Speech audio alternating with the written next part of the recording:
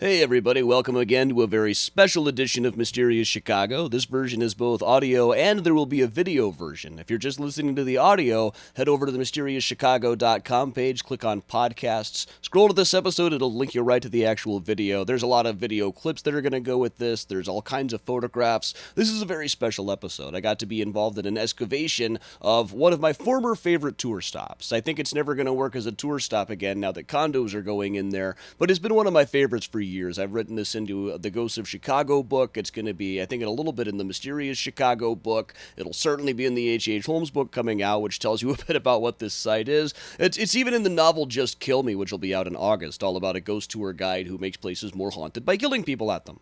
And no, it is not an autobiography. So, anyway, this site is the one that we came to know as the body dump. It was a place where a guy named H.H. Holmes had what he said was a glass bending factory. Now, just a little bit of background. H.H. Holmes, this gentleman of questionable demeanor, let's say, is a guy that I talk about a lot on these things. Now, he came to Chicago about 1886. Over the next several years, he started businesses and buildings all over the city, most of which were just fronts for various swindles and schemes. He was a swindler first and foremost. Down on the south side, his biggest building, one of his biggest projects, was a building that he started building in 1887. It was a building that he usually just called it the Englewood Flats, but the rest of the world came to know the place as the Murder Castle. Initially, it was a two-story building with a couple of secret passages and a hidden chamber in between the first and second floor. Right before 1893, when the World's Fair was coming, he added a third floor, ostensibly to use as a hotel. Now, I don't think anybody actually stayed in the hotel. He really just sort of put up what was a little better than a papier-mâché facade, really. The whole thing was not really designed as a real hotel. It was just a vehicle to swindle suppliers, furnishers, crockery companies, mattress companies, investors, eventually insurance companies as well.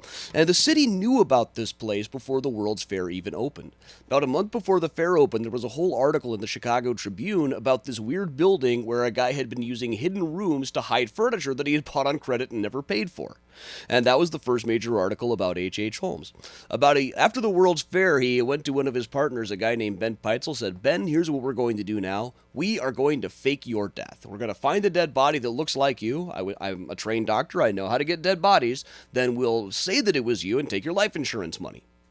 You really think that having worked with Holmes for a long time, Benjamin Peitzel would have known better than this. But he did go to Philadelphia with Holmes, where Holmes just killed him, then swindled the widow out of most of the insurance money, and took custody of three of the guy's children, Alice, Nellie, and Howard. Started traveling around the country with them, keeping on telling them that we were going to go see your father at the next city, but never actually running into him. And one of them had identified the body, so these kids clearly knew too much.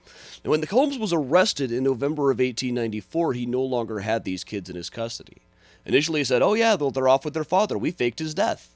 But gradually he changed his story. He then said that it was a suicide and they had just made it look like an accidental death so they could still get the insurance.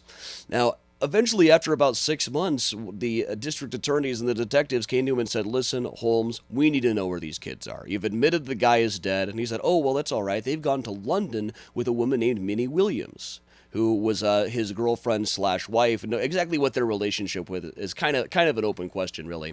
But she had disappeared in 1893 along with her sister Nanny. Holmes said that they were in London, but the address he gave did not exist. A detective was put on the case named Frank Geyer, who started traveling all over the country trying to figure out what had really happened to these kids. Eventually, Alice and Nellie were found buried underneath a cellar in Toronto. A couple of months later, Howard would be found in the flue of a chimney outside of Indianapolis. But once these girls' bodies were found, people remembered, hey, didn't this guy also have a building back in Chicago that was supposed to be full of hidden rooms and secret passages? Maybe we ought to investigate that. So they spent a few weeks tearing the place up. They did get the names of several people who had lived and worked inside of the building and had now disappeared. Some of them turned out to be alive and well, others were never actually found. How many people he actually killed in the place and what was really rigged up in there, we really don't know. A lot of the articles that survive about it now, a lot of the books and stories about Holmes, are really just kind of based on a couple of tabloid articles that took every single theory the police dreamed up and just imagined that they were all true, every single one of them. The thing is, though, most of them turned out to be debunked very, very quickly. By August, the police had so much egg on their faces, they were just fed up with the whole thing. It was generally agreed by then that Minnie Williams was obviously murdered, but when Chief Badenoch was asked, he got to be saying, even if she turned up alive, it would not be worth my time to go and meet with her. They were just that fed up with the case. But in the middle of all of this, right after there was a big fire at the castle building that sort of shut down the investigation there, it was announced in a couple of newspapers that they had found another Holmes building in Chicago, one that he said was a glass bending factory. By this time, the cops were way too fed up with it to look into the whole thing. Now, eventually at that point, they had decided, okay, we're just going to let Philadelphia have this guy. A month later, he was put on trial in Philadelphia for the murder of Benjamin Peitzel. The following May, he was hanged for it. About a month before that, he put out a big confession saying that he had killed 27 people, but a great many of the people he confessed to killing were still alive at the time. It was another thing where he just took every wild theory the police and the newspapers had dreamed up and confessed to everything. He got paid for it. So I started taking people on H.H. Holmes tours a while ago. He's the guy in Devil in the White City. He's often advertised as America's first known and possibly most prolific serial killer, which isn't exactly true most likely, but it's a term people can relate to. So about 10 years ago, when I was with another ghost tour company, one of the guys I owned the company with sent me an email saying he had gotten this article about Holmes's glass bending factory on Sobieski Street. According to the article, it was a one-story brick building where number 65 Sobieski Street would have been, but it was apparently unnumbered. They said that was just northwest of where the Northwest Line Railroad tracks crossed over Robie Street, which was Damon Avenue at the time, and just south of Fullerton.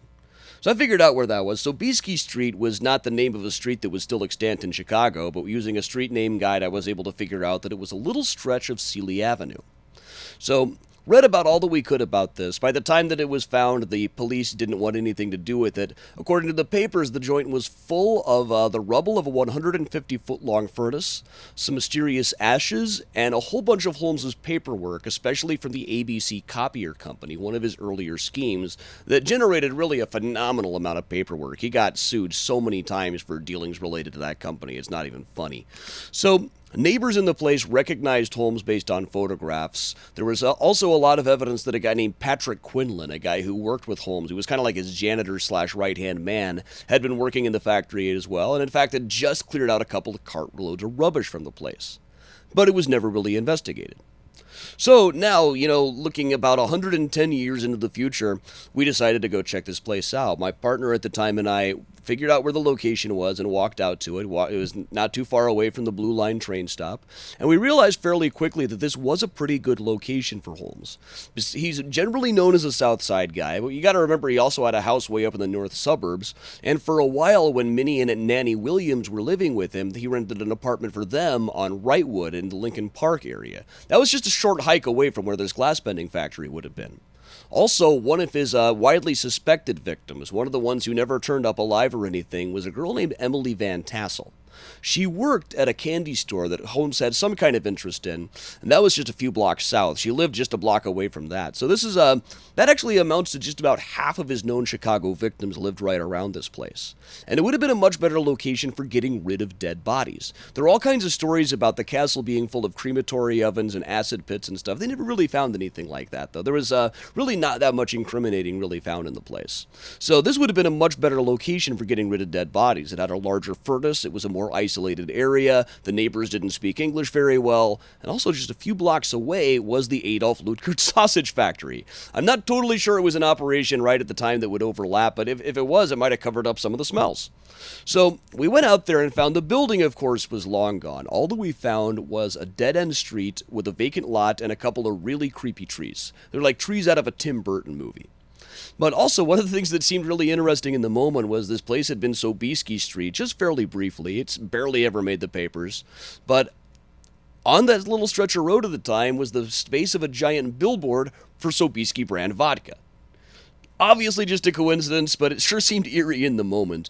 So it was spooky enough looking, and it had enough of a connection to Holmes that we started taking people there on tours. It was very convenient for us, in fact. At the time, the tour went to the Liars Club at Ashland and Fullerton, and it stopped at the Virgin Mary salt stain at the Fullerton Underpass, this salt stain that in 2005 people thought looked like the Virgin Mary. And This space, this body dump space as we came to call it, was right in the middle of it. Now, at the time in 1895, newspapers suspected that Holmes was cremating people in this place. Whether he really was or not is entirely unknown. It's really just speculation, but the same thing could be said of the castle as well. But in any case, we started calling it the body dump just because it was fun to say. I love, getting people on the bus and saying, "All right, folks, who wants to go to the body dump?" And then people cheer and we'll get a chant going, "Body dump, body dump, body dump, body dump." It's great fun. So we started going there really more as a historical curiosity than anything else, but lo and behold, we started having a lot of ghost sightings there as well. Now, I tend to believe that there's a logical explanation for everything. Most of what happened there I at least have some explanation for, but not all of it. Like, several times we went out there and felt like we were hearing moaning sounds coming out of the ground. In the summertime especially, that tree, the spooky-looking Tim Burton tree, had some kind of blood-red sap that would ooze out of the trunk. Probably just iron oxide in the soil, but when you go to a body dump and see a black branch with blood that keeps dripping, it's pretty creepy looking. It wasn't sap coming out of it, whatever it was. It didn't taste like sap. Not that I tasted it myself, but you don't even have to ask for a volunteer. People get it in their heads they ought to taste this stuff, they're going to do it. So, in addition, I remember there was one night, it was snowing a little bit, there were flurries around the city, but it wasn't really sticking anywhere until we pulled into the body dump. The vacant lot was covered in a thin layer of snow. Apparently that ground was just a little bit cooler than every place else. Now also, I remember one time, fairly early on when we were going there, my partner at the time called me in the middle of a tour he was running and said that one of the lights at the back of the place, a floodlight attached to a person's house, was flickering like in rhythm every time he talked about H.H. Holmes. And I never saw it do that, but something I did notice was that that particular light for a while there, it didn't happen every night, but some nights I would go out there, the light would go off or on like clockwork every time I mentioned the name of Emily Van Tassel. A girl who I think was almost certainly, if she was killed by H.H. Holmes, it probably would have been there, certainly not way down at the castle on the other end of town. It would go off and on like clockwork every time I said that name. People thought I had a remote control rigged up. I certainly would have if I were them, too. So, beyond all this, there were a number of weird photographs that I've been showing on the screen while I talk about this stuff. And this is one of the few places I ever took people on tours where we had semi-regular sightings for a while of a full-body apparition, the kind of ghost you normally only see in the movies. What we would usually see there was a woman in a black dress. And I never got that good of a look at her. It was usually we would be driving out of the place. She'd be walking along in front of the bus. I'd be facing the opposite direction. Though I do remember there was a time we just thought it was some woman who was walking along in front of the bus, not bright enough to get out of the way of a moving bus apparently. She stepped out of the way at the very last second. I opened the door to make fun of her a bit, and she was just gone. To this day, I don't know what happened. Was it someone who ducked behind a car or what? There's always another explanation for these things, but it got really spooky. And here's maybe the scariest thing I ever had happen on a tour, is one night we actually thought that we hit her with the bus. So, it was a snowy night. We were in a small bus that we had at the time. While we were driving, we were backing up in the place. The windows were all fogged up from the snowy night. While we were backing up, we hit something. I thought we had hit somebody's car. The driver told me, no, it was just a tree. I swear that's the way the guy talks too. But a couple people in the back said, no, there was a woman back there. So I ran to the back, hoping we had just hit somebody's car, but whatever we had hit was just gone. There was no car, there were no trees, no fire hydrants, no footprints in the fresh snow. And on the balance, if I'm going to hit somebody with the bus, I'd rather they died in 1893 already and spared me the trouble in the paperwork. But it was awfully spooky there some nights. We did have some pretty weird nights in the place. So, over the years, I did investigate it a little bit further. Initially, we thought it was on one side of the street. I eventually found a Sanborn fire insurance map that indicated it was probably on the other side of the street from where I'd been showing people, over adjacent to where the vacant lot portion was. We thought it was maybe across the street from that. So, started investigating as much as we could find. One thing that I did find was there was a connection to it that was mentioned in one of Holmes's letters. Holmes mentioned it once in a letter he wrote to Patrick Quinlan from prison. Now, according to this letter, he saw Quinlan there when he came to Chicago for one day in August of 1894. So here's the story behind that is particularly good. That was the day after Holmes murdered Howard Peitzel in Indianapolis. When Holmes murdered Howard Peitzel, he was having his mail sent to the Irvington train station. There was this guy, Frank Blackman. Anytime he got a letter that wasn't a name that he knew, he would just send it to wherever Holmes was at the time. He was sort of acting like a switchboard operator. Holmes was operating under a couple of different names while he was in Indianapolis. So after he killed Howard Peitzel, the first thing he did was he walked to the train station and asked if there was any mail for Mr. Graves. There's just a little bit of Holmes humor there, I think. But whether there was any mail for Mr. Graves or not is entirely unknown. But the first thing he did after asking for his mail was to buy a cut-rate ticket to Chicago.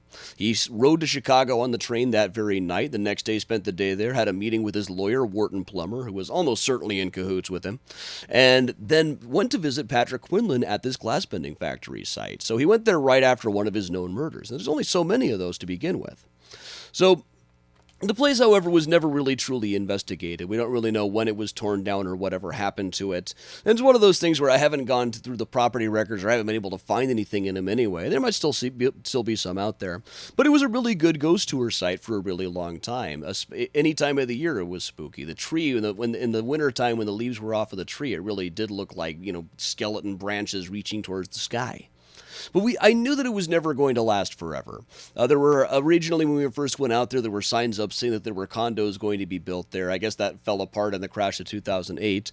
My understanding was that the whole place was just buried underneath lawsuits. So I thought we had some time there. I've talked about this off and on for years. If you watch the Haunted History episode that shows on H2 in the History Channel quite a bit about H.H. Holmes, they show me walking around the place looking all pensive. So we don't really know what's happening there, but Holmes almost certainly was not really bending any glass of the place. And again, there's kind of a short list of things that a known serial killer would want with a 150-foot-long furnace. So I was kind of surprised just last week that I got a phone call from a guy named Eric Nordstrom, who runs Urban Remains, an architectural relic shop. He goes around to excavations and digs looking for a little evidence of the city beneath the city, the buildings that used to be there all the time. And he had been on one of my tours a couple of years ago. And he called and said, hey, they're about to put condos at that site where the H.H. Holmes glass bending factory building was. They're starting to dig it up, and I got some connections. You want to come check it out? And I thought, well, of course I want to go check it out. So I went out there and got to assist a little bit on telling him where to dig, telling him what I knew about the place, and seeing what we found out there. And, of course, we both had visions in our head of finding a skull or something. Because you never know what we're going to find in things like this. So here are a couple of audio clips of what was going on in the place that day. If you're watching the video, these will actually be video clips and probably a couple of extra ones as well. So enjoy. All right, time for my favorite question of all time. Who wants to go to the body dump? Yay! Body dump, body dump, body dump, body dump. All right, let's all go to the body dump. I'm talking about a city under a city because, like I said, 489, they would literally dump everything back into the ground. And I have extracted several actual building artifacts from the building that once stood there. And that's how I've been able to identify certain buildings that were on the site based upon what's in the ground. Because, like I said, it wasn't until long after that they started actually trucking us off to the landfill. Yeah. All the demo guys would just literally push it into the ground. And that's why you're seeing all this debris here, all the brick.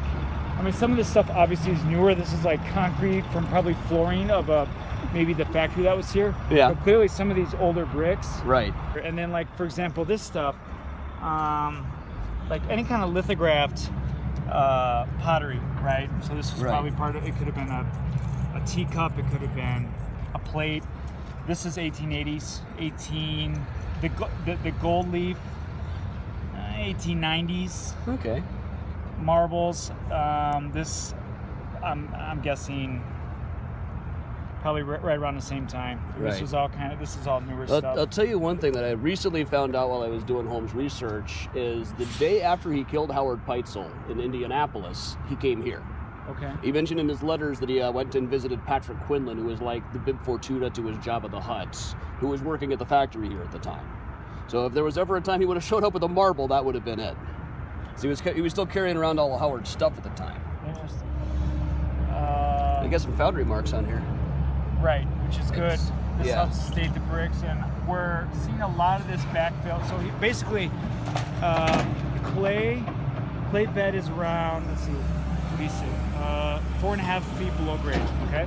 All Okay. around here. So, obviously below clay is more clay. Right. So, a lot of backfill is being discovered along this wall here. Interesting. I love it when I get to go wandering around sites like this. I feel like I'd have some Scooby snacks.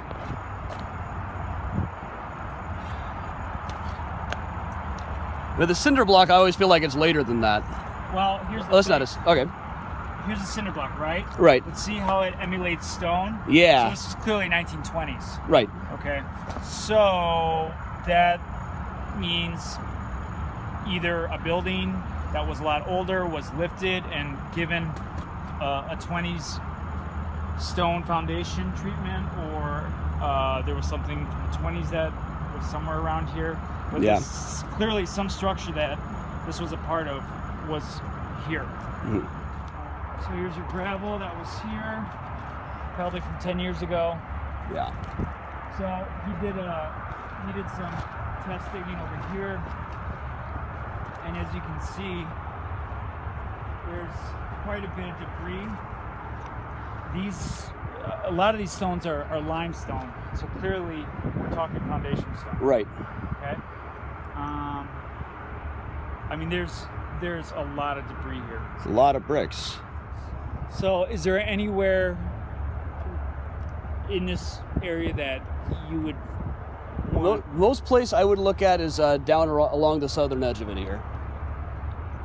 That's where I think you're most likely to find this stuff, is down around the southern edge. Maybe the privy holes would have been a little further off to the side.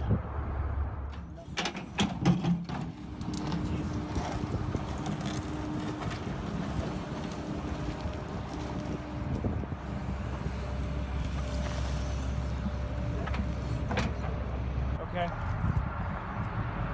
That looks like a big chunk of chimney. Yeah.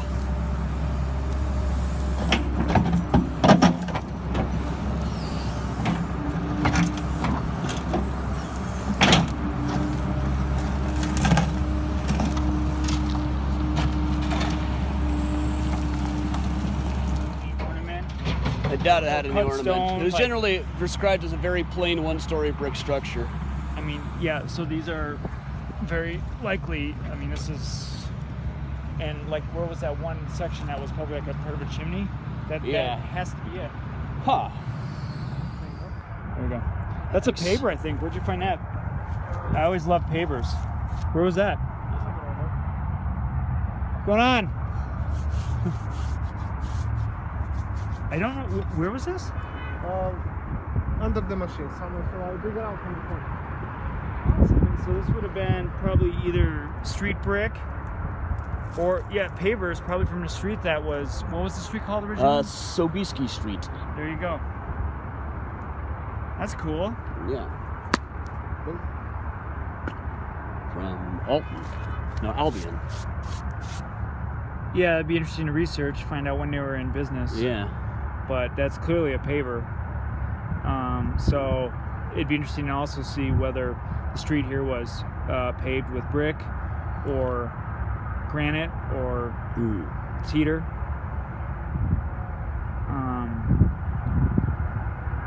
Yeah. So I always like finding things like this too, because this also not only, it gives you an idea of kind of what the urban landscape was like. Right. So if this was indeed, I mean, this is clearly a paver, right? So if this was indeed, if this was dug, again, when they tore out the street, they probably pitched it in here. Right. I mean, this is a great dumping ground. So this likely was, well, I'm sure it was obviously back then paved with brick, right? I assume This so, is yeah. probably one of the originals. Yeah. Which is, let's see, where would have been worn by all the, maybe this side. You gotta clean up to really tell. There you go. There you can see where the traffic was. Horse and foot and buggy and all that. Which, that makes sense, because usually the name would face this way, and they sometimes had these weird interlocking mechanisms. But that's a paver, and that was likely on the street there.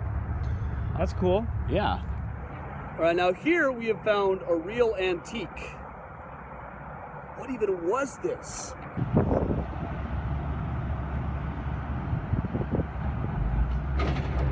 A lot of times they were digging up Holmes's place, they would get all excited, they find a bit of bone like this, that they got, we found the body.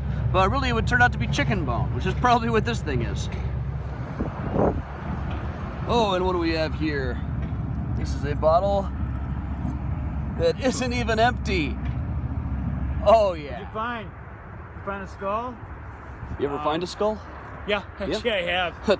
I found a human skull. Whoa. It was wedged. Where was it? I call it the blue triangle or the gray triangle, where Halstead, Grand, Green. What am I missing? Grand, Halstead, Green, Milwaukee, Six Corners, like where the Irish pub is, and Oh yeah. the old Dawson Brothers factory. Right, which Holmes was at. Um, He swindled those guys. huh? He swindled those guys. Who? The Dawson brothers. Who did? Holmes did. Oh, he did? Yeah. He's one of about, well, I found 60 different lawsuits on file, but a couple of newspapers mentioned Dawson Brothers was one of the people that had Really? claims against him. Yeah. That's amazing because I have. I'm a big fan of. I mean, you know the factory's still there, right? Yeah. It's one of And- about 6 extant buildings I can trace Holmes to. Okay. So, in the end, we did not find the dead body. We didn't really find anything that I could definitively say I could trace to H.H. Holmes. The marble is interesting, just because he went there right after killing Howard Peitzel and might have still been carrying some of his stuff. But if I were to say that that's a connection to Holmes, that is strictly a theoretical thing. Anything that we found there, the bricks do seem to be bricks from the old factory, so we have, a little bit more relics coming up here. So, we did find the bone that I think was probably a chicken bone.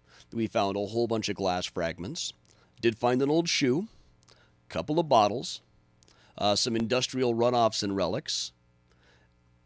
And really, well, that's about it. That and a whole bunch of bricks. So I have lost a tour stop now. I think once the condos go in there, that's going to be all over. There's not going to be anywhere to park, any place to get a bus, or really anything to see. The trees are gone. The spookiness is kind of gone. But I'm glad I got to document it one last time. I'm really grateful to Eric for getting me involved in the excavation and helping out with that. So, once again, may have lost a tour stop, but I gained a lot of stories and a shoebox full of junk that is now on my back porch. So those of you who are thinking about buying a new condo up in the 2300 block of North Sealy Avenue,